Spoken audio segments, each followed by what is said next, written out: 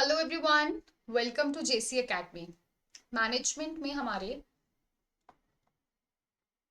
Henry मिन्सबर्ग के जो roles हैं वो बहुत ज़्यादा एक रिपीटेड कॉन्सेप्ट है, जहाँ से हर बार आपको क्वेश्चन देखने को मिलता है। अलग अलग पैटर्न्स के क्वेश्चंस होते हैं। कभी मैच द फॉलोइंग में आते हैं और कभी आपको कुछ ऑप्शंस दिए होते हैं जिसमें से आपको बताना होता है which of the following are under this rule, which of the following are not under this rule. So घुमा फिरा के इस टॉपिक से आपको बहुत सारे क्वेश्चंस देखने को मिलते हैं मैनेजमेंट पेपर 2 में। सो आज की इस छोटी सी क्लास में हम वो सारे रोल्स डिस्कस करने वाले हैं। देखिए, management roles by Henry Mintzberg, आपको पता होना चाहिए ये हेनरी मिन्सबर्ग ने रोल्स दिए थे, क्योंकि एक बार एक क्वेश्चन आ चुका है। This is your PYQ, who has given the management rules. तो Henry Mintzberg was the answer. Now we have three different roles, ठीक है। तीन कैटेगरीज है broad. The very first is interpersonal, then we have informational and decisional. और इन तीन broad categories के under we have subheadings और subcategories. Interpersonal के अंदर आता है figurehead, leader, liaison. Informational के अंदर है monitor, disseminator and spokesperson. Decisional के अंदर है entrepreneur, disturbance handler, resource allocator and negotiator. आपको ये सारे रोल्स, एक तो ब्रॉड रोल्स कौन कौन से हैं, इंटरपर्सनल, इंफॉर्मेशनल, डिसीजनल, और उनके अंदर कौन कौन से रोल्स आते हैं, ये सब आपको याद होने चाहिए। This is a very very important slide, क्योंकि आपको अभी लगेगा कि हमें आता है, लेकिन अगर क्वेश्चन आ गया कि which of the following is not under interpersonal role, और यहाँ पर लियासन के नीचे लेट्स से मॉनिटर दे दिया, और अगर आप पैनिक सिचुएशन में हैं, तो आप वहीं पर कंफ्यूज हो जाएंगे कि इन चारों में से वो कौन से तीन थे जो इंटरपर्सनल के अंदर आते हैं। तो आपको बहुत केयरफुली और बहुत अच्छे से ये जो स्लाइड है ये पढ़ के जानी है। Now, interpersonal roles.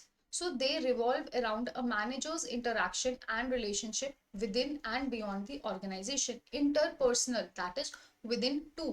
इंटर का मतलब क्या होता है, हम इंटरपर्सनल कम्युनिकेशन भी पढ़ते हैं, यानी दो लोगों के बीच का कम्युनिकेशन। सो इंटरपर्सनल रोल मतलब दो लोगों के बीच में कैसा रोल है, दो लोगों के बीच का रिलेशनशिप कैसा है। सो मैनेजर का इंटरेक्शन या मैनेजर का रिलेशनशिप अपने एम्प्लॉयज के साथ एंड बियॉन्ड द ऑर्गेनाइजेशन कैसा है, वो इंटरपर्सनल रोल्स में आता है। अब इसमें सबसे पहला आता है हमारा फिगर हेड। फिगर हेड में क्या है, that managers they serve as symbolic leaders, यानी they represent the organisation through ceremonial duties and the embodiment of its values. जैसे हम बोलते हैं ना, on behalf of ABC organisation we welcome this person, तो वो क्या है, फिगर हेड, यानी पूरे उस ABC ऑर्गेनाइजेशन के बिहाफ पे वो जो बंदा है या वो जो बंदी है, they are representing their organisation, that is a figure head. फिर आता है leader. Managers assume the vital responsibility of guiding and motivating their team, making pivotal decisions and providing support to the staff. Leaders का role क्या होता है कि वो अपने एम्प्लॉयज को गाइड करते हैं और वो उनको मोटिवेट करते हैं ताकि वो मिलजुल कर इन हार्मनी काम कर सके, ठीक है, जो भी इंपॉर्टेंट डिसीजंस है वो ले सके और अपने स्टाफ को सपोर्ट प्रोवाइड कर सके। So this is the leader role. फिर आता है लियासन। लियासन क्या होता है, that managers establish and nurture the network and relationship that foster the connection within and outside their organization to gather crucial information and access valuable resources. लियासन क्या करते हैं कि जो मैनेजर है, अब आपको नेटवर्क बनाना पड़ता है within the organisation as well as outside the organisation, ताकि आपको हलचल और अपडेट मिलती रहे, चाहे वो पॉजिटिव हलचल है, चाहे वो पॉजिटिव अपडेट है या वो नेगेटिव है, but you should be aware of what people are talking about your organisation. आपका माउथ ऑफ वर्ड कैसा है आपकी ऑर्गेनाइजेशन के लिए, उसके लिए जो मैनेजर्स हैं, so they establish and nurture the networks, ठीक है, चाहे वो विद इन द ऑर्गेनाइजेशन है चाहे वो आउटसाइड द ऑर्गेनाइजेशन है, ताकि उनको क्रूशियल इंफॉर्मेशन मिल सके और वो वैल्यूएबल रिसोर्सेज का भी उनको एक्सेस मिलता रहे। So these are the three roles under interpersonal.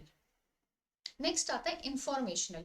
Informational क्या है, that managers they act as conduits of information, adept at collecting, processing and disseminating the vital data that facilitate the informed decision making. आपके पास information होगी available, उसी के बाद तो आप कुछ डेटा उसी के बाद तो आप कुछ डिसीजन मेकिंग कर सकते हैं। आपके पास इंफॉर्मेशन नहीं है, आपके पास डेटा नहीं है, तो आप क्या ही डिसीजन मेकिंग करोगे। सो इंफॉर्मेशन रोल का क्या मतलब है कि वो कलेक्ट करेंगे, प्रोसेस करेंगे और वाइटल डेटा या इंफॉर्मेशन को डिसेमिनेट करते हैं ताकि वो एक डिसीजन मतलब एक इन्फॉर्म्ड डिसीजन ले सके about the organization. The very first sub role is monitor. Monitor क्या है? That managers diligently observe the environment, they stay attuned to internal and external developments that may impact their organization। मतलब वो बोलते हैं ना, वो चौक करने रहते हैं, वो सिर्फ मॉनिटर करते हैं। लोगों को पता नहीं चलता है that they are actually monitoring the environment within the organization, the environment outside the organization. क्यों? क्योंकि उससे उनको पता लगेगा कि अब हमें अपनी ऑर्गेनाइजेशन में क्या चेंजेस करने पड़ेंगे या फिर हमें क्या डेवलपमेंट करनी पड़ेगी जो हमारी ऑर्गेनाइजेशन को भी कॉम्पिटिटिव रख सके। सेकेंड आता है disseminator. So managers they share the information with their teams and other stakeholders, ensuring that everyone possess the essential knowledge required for their roles। आपके पास कोई ऐसी इंफॉर्मेशन है जिससे आपकी ऑर्गेनाइजेशन पे इम्पैक्ट पड़ सकता है, लेकिन अगर आप वो इंफॉर्मेशन अपने पास रख रहे हैं और आप अपने जूनियर्स को, अपने एम्प्लॉयज़ को, या फिर जो आपके अदर स्टेक होल्डर्स है, जैसे आपके सप्लायर्स हो गए, गवर्नमेंट के एजेंसीज होती हैं, या फिर आपके जो कस्टमर्स हैं, अगर आप उनको वो इंफॉर्मेशन पास ऑन नहीं कर रहे हैं, so you are not playing transparent. So disseminator क्या करता है कि वो हर एक इंफॉर्मेशन अपने स्टेक होल्डर को, अपने एम्प्लॉयज़ को, बोर्ड ऑफ डायरेक्टर्स को, सबको डिसेमिनेट यानी सबको देने की कोशिश करता है वो इन्फॉर्मेशन, ताकि हर कोई अवेयर रह सके कि हाँ, हमारे ऑर्गेनाइजेशन में ये चेंज होने वाला है या ऐसे कोई चीज बदलने वाली है। फिर आता है spokesperson. So managers they represent their organization by communicating the goals, policies and actions to external parties such as media, government entities and the public। अब मैं एबीसी कंपनी के बिहाफ पे अगर मैं कुछ बोल रही हूँ, मैंने कुछ पॉलिसीज नई लाई हैं, ठीक है, जैसे मैंने कोई फॉर एग्जांपल मेटर्निटी लीव के ऊपर मैंने इंट्रोड्यूस की है पॉलिसी, तो अगर मैं एज मीडिया में जाके as a spokesperson I am talking about that policy कि हाँ, हमारी एबीसी ऑर्गेनाइजेशन ने ये पॉलिसी इंट्रोड्यूस की है कि इतने मदर को तो मिलेगी ही मिलेगी, बट जो न्यू फादर्स हैं उनको भी ये चीज़ मिलने वाली है, या कुछ भी रिलेटेड टू पॉलिसीज हो गई, या कोई भी एक्शन हम ले रहे हैं for our organization, so we should make others aware about it। so that is a spokesperson जो मीडिया में जाके on behalf of that organization अपनी statements रिलीज करते हैं। तीसरा आता है हमारा decisional roles. So the managers they engage in the critical process of making the choices and resolving the issues। अब आपने डिसीजन लेना है, कभी कहीं कंफ्लिक्ट हो रहा है, ठीक है, दो पार्टीज के बीच में कोई कॉन्फ्लिक्ट है, आपने उसको रिजॉल्व करना है, you have two three alternatives, आपको एक बेस्ट ऑल्टरनेटिव चूज करना है, so you are making decisions. तो ये आते हैं decisional roles. The very first is entrepreneur. So managers they identify the opportunities and champion innovative projects or improvement within their organization। उन्हें पता होना चाहिए कि हाँ, ये एक अपॉर्चुनिटी है या ये एक लूप होल है सिस्टम में जहाँ पे हम काम कर सकते हैं, and it can become an edge for our organisation, that is entrepreneur. Then disturbance handler. So when conflicts और क्राइसिस इमर्ज, ठीक है, so managers they adeptly address them to maintain organizational stability and harmony। कोई भी organisation नहीं चाहेगी कि उनके employees के बीच में या इंटरनल एक्सटर्नल पार्टीज के बीच में लड़ाई हो। तो जब उनको लगता है कि कोई कॉन्फ्लिक्ट आ रहा है या कोई क्राइसिस आ रहे हैं या कुछ ऐसा आ रहा है जहाँ पे डिसरप्टली चेंज हो सकती हैं चीज़ें, तो वो उस चीज़ को रिजॉल्व करने की कोशिश करते हैं, that is disturbance handler, handling the disturbance which is arising between the parties. Resource allocator. So managers they allocate resources including the budgets, time and personnel strategically to various projects and initiatives aligning them with organizational objectives। हमारे पास बहुत limited resources हैं, चाहे हम बात करें budget की, चाहे हम बात करें टाइम की, या चाहे हम बात करें ह्यूमन एसेट की, we have very limited resources. तो कौन से रिसोर्सेज कौन से डिपार्टमेंट को या कौन से हमारे यूनिट को जाएगा, ठीक है, वो स्ट्रैटेजिकली एलोकेट करना ताकि किसी का भी काम हैम्पर ना हो, दैट इज रिसोर्स एलोकेटर। ये भी तो एक डिसीजन है ना कि आपने मार्केटिंग में कितने बंदे रखने हैं, अपने एआई की टेक्नोलॉजी कौन सी टीम को ज़्यादा प्रोवाइड करना है, उसके जो प्रीमियम फीचर्स है वो किस डिपार्टमेंट को ज़्यादा ज़रूरत है, तो आप उनको एक्सेस दोगे। So all these are the decisions you are making within an organization।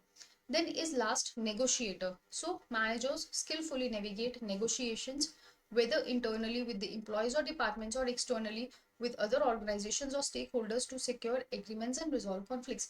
बहुत सारी चीजें होती हैं, जैसे let's say आपने कोई एडवर्टाइजमेंट देनी है न्यूज़पेपर में, so marketing team will say कि हाँ, इस स्लॉट के लिए वी हैव टू पे 10,000, बट आपको लगेगा नहीं 10,000 बहुत ज्यादा है, सो आप उसको नेगोशिएट करोगे कि अच्छा चलो 7 में कर लो, ठीक है 6 में कर लो, मतलब आप पॉसिबल रखेंगे जितना कम हो सके आप उतना उसको नेगोशिएट करेंगे। या फिर फॉर एग्जाम्पल सप्लायर्स, आप रॉ मटेरियल ले रहे हैं, सप्लायर ने बोला कि मैं आपको लेट्स से पर केजी 100 रुपीज दूंगा, 100 रुपीज पर केजी, पर आप बोलोगे नहीं ये तो बहुत ज्यादा है, तो आप उसमें भी नेगोशिएट करोगे। So this is the role of a negotiator. So all these are the decisional roles, जहाँ पे आप हर एक चीज को, आपके पास इंफॉर्मेशन है, आपने अब डिसीजन लेना है, लेकिन वो इन्फॉर्म्ड डिसीजन होना चाहिए, ठीक है, ताकि मतलब जो रिसोर्सेज है वो भी एलोकेट हो सके, जो कॉन्फ्लिक्ट्स अराइज हो रहे हैं या फिर जो आपको नेगोशिएशंस करने हैं वो सब कुछ प्रॉपरली बैलेंस्ड वे में हो सके। So these are the 4 decisional roles, ठीक है।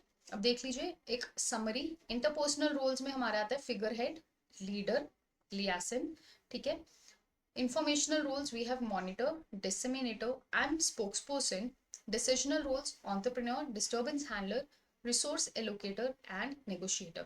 So आपको पता होने चाहिए 3 ब्रॉड रोल्स कौन से, उनके अंडर सब रोल्स क्या हैं और किस रोल का क्या फंक्शन होता है। So that was all for today. I hope आपको ये जो हेनरी मिन्सबर्ग के डिसीजनल रोल्स थे वो आपको समझ में आए होंगे। अगर आपको कोई भी डाउट है तो आप कमेंट करके जरूर पूछ सकते हैं। So that was all for today. Thank you so very much. See you soon in the next class. Bye bye and take care.